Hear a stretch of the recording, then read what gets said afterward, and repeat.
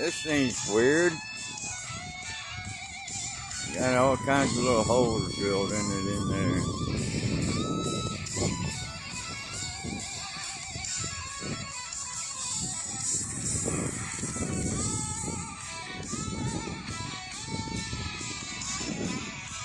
Keep from getting it blown over, I guess. Due to the immigration crisis.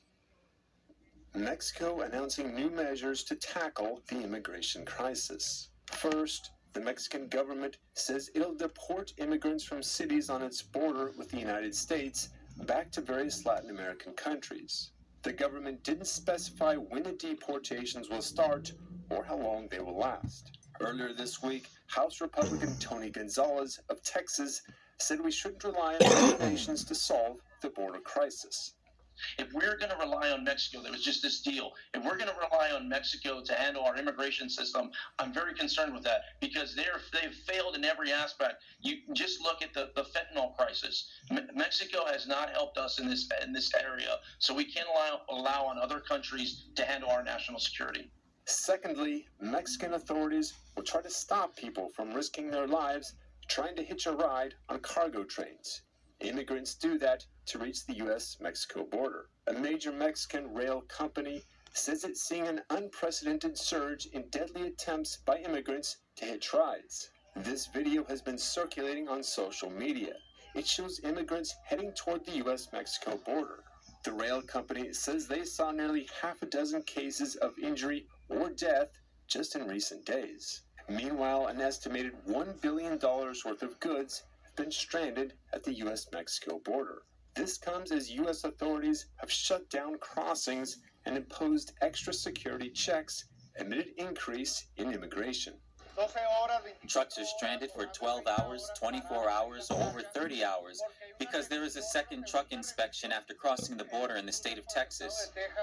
About 8,000 trailers are waiting to cross into the U.S., sparking concerns in Mexico because the delay could affect their economy.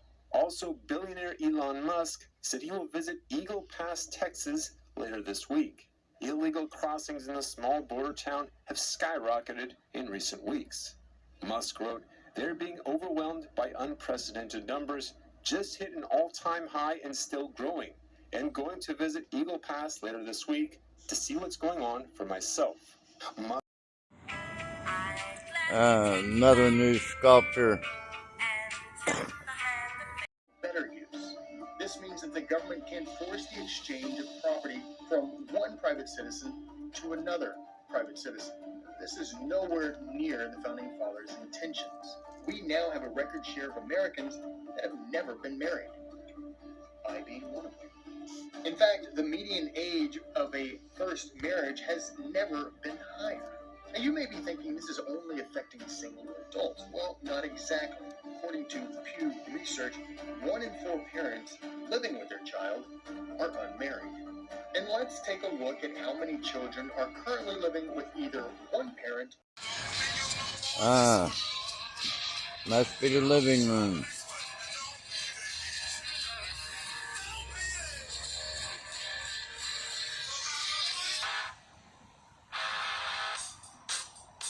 Chair and trash. And hammock, trash. Due to the immigration crisis.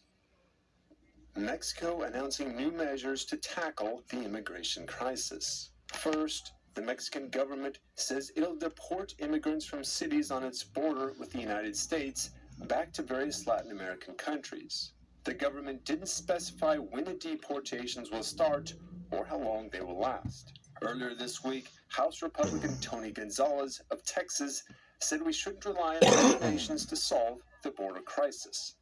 If we're going to rely on Mexico, there was just this deal. If we're going to rely on Mexico to handle our immigration system, I'm very concerned with that because they've failed in every aspect. You just look at the fentanyl crisis. Mexico has not helped us in this area, so we can't allow on other countries to handle our national security. Secondly, Mexican authorities will try to stop people from risking their lives trying to hitch a ride on cargo trains. Immigrants do that to reach the U.S.-Mexico border. A major Mexican rail company says it's seeing an unprecedented surge in deadly attempts by immigrants to hitch rides. This video has been circulating on social media. It shows immigrants heading toward the U.S.-Mexico border. The rail company says they saw nearly half a dozen cases of injury or death just in recent days. Meanwhile, an estimated $1 billion worth of goods have been stranded at the U.S.-Mexico border. This comes as U.S. authorities have shut down crossings and imposed extra security checks amid an increase in immigration. Trucks are stranded for 12 hours, 24 hours, or over 30 hours because there is a second truck inspection after crossing the border in the state of Texas. About 8,000 trailers are waiting to cross into the U.S., sparking concerns in Mexico because the delay could affect their economy. Also, billionaire Elon Musk said he will visit Eagle Pass, Texas later this week. Illegal crossings in the small border town have skyrocketed in recent weeks. Musk wrote, "They're being overwhelmed by unprecedented numbers, just hit an all-time high and still growing, and going to visit Eagle Pass later this week to see what's going on for myself." Nice. Almost completely blocked up. No, these people ain't got a lick of sense.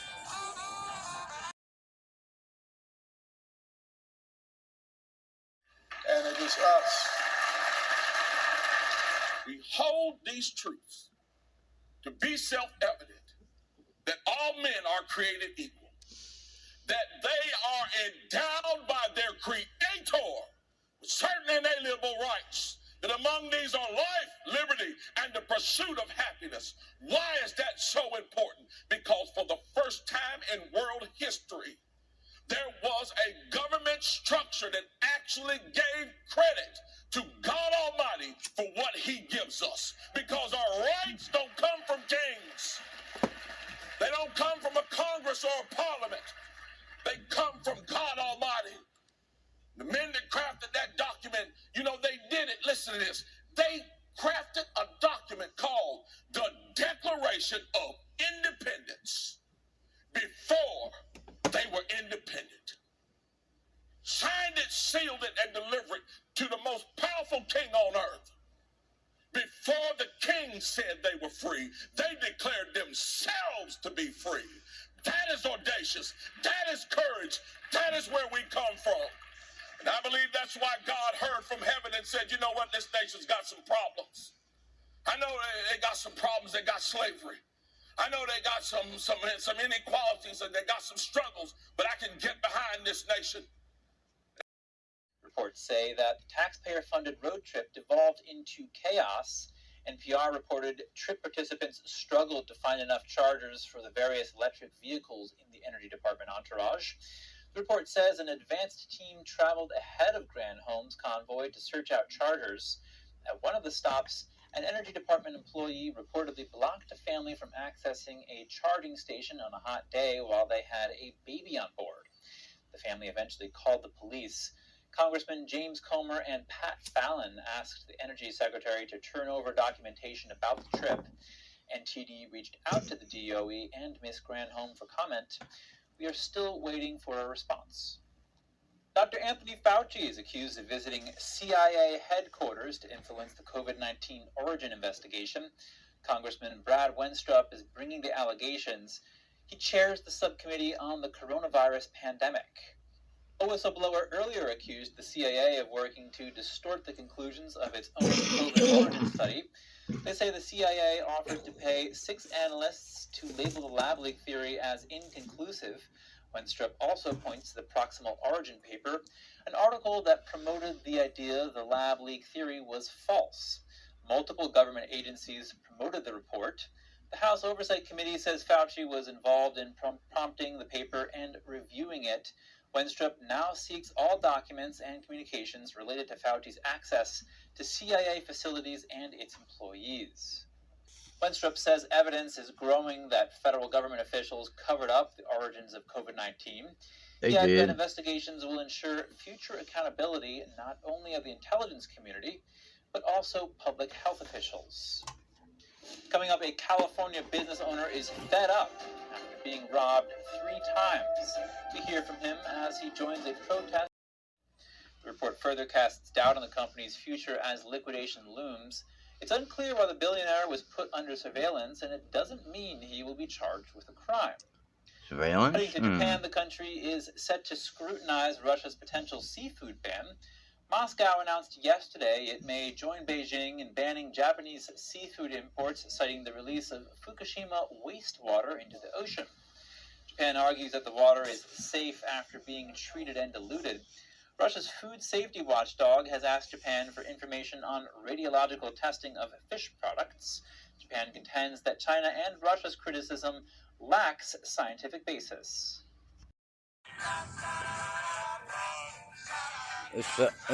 It's almost completely blocked. What is wrong with people if they gotta leave them like this? And here we are again. Everybody's thinking they can park these things up here, and they don't belong here. It's completely blocked. And there's a sign over there.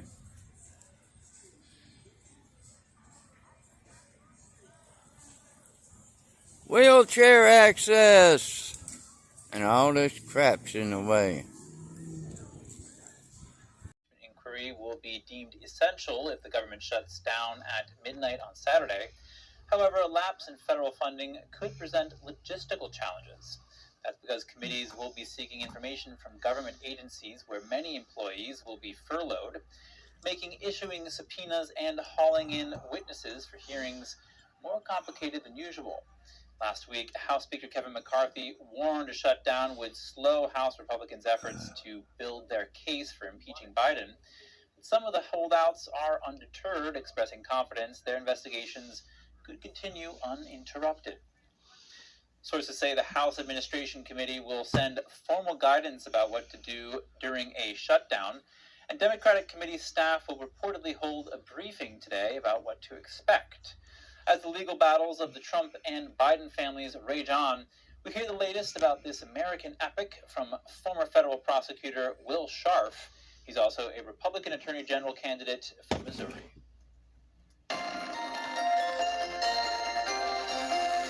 Will Scharf, thank you for joining us. Great to be with you, as always. Well, House Oversight Chair James Comer just said he subpoenaed and obtained 2 bank wires that show Hunter Biden received 2 payments from Beijing in 2019. Comer said the beneficiary address was President Joe Biden's Delaware home. How did this factor into the ongoing impeachment inquiry into the president? Joe Biden has maintained, going back to the 2020 election, that his family didn't receive any money from China and that he never discussed or was involved with the various business relationships that Hunter, his son, had. These wire transfers first show that the Biden family did, in fact, receive money from China, which we already knew based on other documents.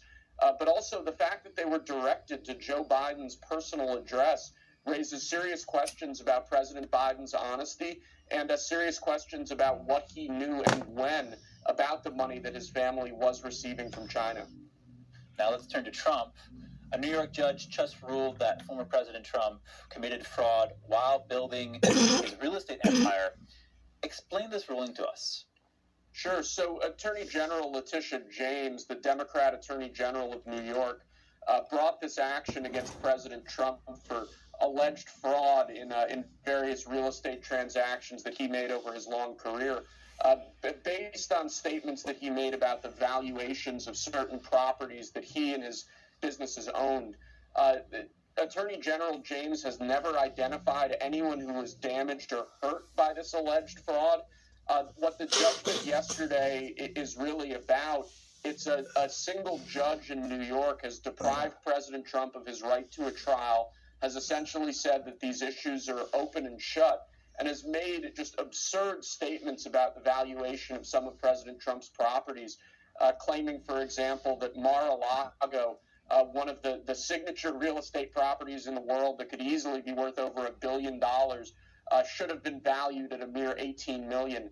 I think this decision doesn't hold up. I think it's an outrageous abuse of judicial power. and I'm sure President Trump's lawyers will file a vigorous appeal in the coming days. And what could that appeal look like? What could it be based on? So that appeal will be taken up to the appellate division of the New York courts. The appellate division has actually already smacked down this particular trial judge in a previous order in this case. So I think President Trump is going to end up having his day in court. But what we're seeing here is a far-left Democrat attorney general attempting to railroad President Trump in front of a very, very favorable liberal judge in New York. And that's just not the way our legal system is supposed to work in this country. It's a very sad day for those of us who care about the rule of law. This guy works for Lime Scooter, and I said something to him about these scooters up here, and he tells me, go talk to somebody else. I mean, sidewalk where they ain't supposed to be parked. What's wrong with these people? Hey, when are y'all gonna send somebody around to get these things? Huh? A lightning military takeover of Karabakh last week. Satellite images show a long line of traffic jamming the road out of Karabakh. Of the 120,000 ethnic Armenians who call the region home, some 28,000 had crossed into Armenia as of Tuesday evening, according to the country's government. Many who managed to cross the border described a difficult but necessary trek. This woman said it's the fourth war she's lived through and that her husband died in the first one. She said the journey was horrible, with children hungry and crying, but added they were all running away to survive. Others gave harrowing accounts of the war and many deaths, including civilians. Reuters was unable to independently verify accounts of the military operation inside Karabakh. Azerbaijan has said it targeted only Karabakh fighters. The U.S. State Department said Tuesday that Secretary of State Antony Blinken spoke with Azerbaijan President Ilham Aliyev about the situation. President Aliyev has said there will be no further military action, and we expect him to abide by that. He has also said that he would accept an observer mission, and we would expect him to abide by that. Washington also announced $11.5 million in humanitarian aid for the crisis in Karabakh. It is absolutely critical. Speaking in Armenia, U.S. Agency for International Development head Samantha Power urged Azerbaijan to maintain the ceasefire and clear the way for aid delivery. Meanwhile, the death toll from a fuel depot explosion and fire on Monday was in the dozens one day later, according to the Office of Karabakh's Ombudsman. More than 100 people remained missing and hundreds were injured, some critically. Video released by Russia's defense ministry showed its personnel bringing the injured to hospital. Authorities have yet to explain a possible cause of the blast. The latest report say. So we have to decide right here and right now that Joe Biden will never be reelected as president of the United States, and we're going to elect strong conservative leadership to the White House. Our country is in a state of decline. This is not a decline that is inevitable. This decline is a choice. This is a decline, and this is a choice we're going to make as Americans over the next weeks, months, and years. And it's not going to be enough to just simply manage the decline a little bit better than the people that are currently in power. No, we as Americans must step up to the plate and reverse the decline of our country.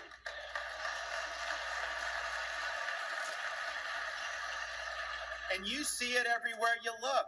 We now live in a country where families that are doing everything right, working hard, trying to put food on the table for their kids, suddenly have to choose between getting groceries and buying gas. They can't afford a new house or a new car because of the rising prices and the inflation. And that has been inflicted on this country by the people in Washington, D.C., borrowing and spending this country into oblivion.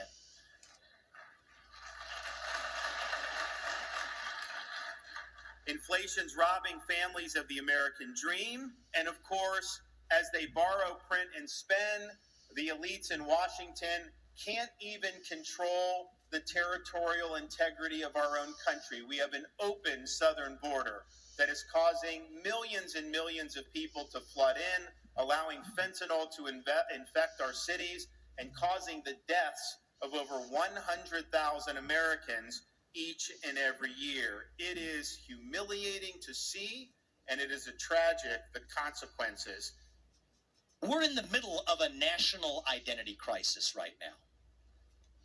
Faith, patriotism, hard work, family. These things have disappeared, and that leaves a moral vacuum in its wake. And when you have a black hole that runs that deep, that is when the poison fills the void. I say this to you as a relatively young person doing what I'm doing now. I'm 38 years old.